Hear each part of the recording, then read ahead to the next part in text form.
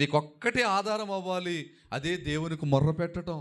అది ఎంత కష్టం కానీ, ఎంత ఇబ్బంది కానీ, ఎంత వేదన కానీ, ఎంత ఆవేదన కానీ, ఎన్ని పరిస్థితులు నిన్ను చుట్టూత కబలించినా సరే, నీ ఒక్కటే ఆధారం పెట్టుకో, ప్రార్థన.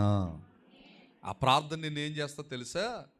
నీకున్న పరిస్థితులన్నిటి మీద నీకు జయము కలగజేస్తుంది. గట్టిగా స్తోత్రం చెప్పు. హల్లెలూయా, హల్లెలూయా. ఆ తల్లి ఇక మా భవిష్యత్తు అయిపోయింది, ఇక మాకు ఇంక మనుగడ లేదు, అయిపోయింది, మా జీవితం అయిపోయింది, నా కొడుకు జీవితం అయిపోయింది, నా జీవితం అయిపోయిందని వింటి వేతంతో దూరం వెళ్ళి ఏడుస్తుందట. కానీ కొడుకు ఏం చేస్తున్నాడు తెలుసా? దేవుని సన్నిధిలో ప్రార్థన చేస్తూ ఉన్నాడు. హల్లెలూయా, హల్లెలూయా. ప్రార్థన చేర్చలేని స్థలము ఉన్నదా? ప్రార్థన మార్చలేని హృదయం ఉన్నదా అని ఓ భక్తుడు పాడాడు. దేవునికి స్తోత్రం. ఈ ప్రార్థన ఏమైందంటే దేవుని సన్నిధికి వెళ్ళిపోయింది. అక్కడ రాయబడుతుంది, కింద వచనం చూడండి, 17వ వచనం చూడండి.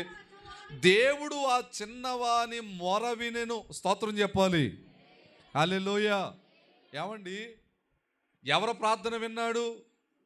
చిన్నవాని ప్రార్థన విన్నాడు. పిల్లలారా, యవనస్తులారా, మీరు ఇంటికాడ ప్రార్థన చేస్తున్నారా? యవన ఆడపిల్లలు ఇంటికాడ ప్రార్థన చేస్తున్నారా? చిన్నవాని మొర విన్నారు అనే మాట ఇక్కడ చదువుతున్నాం.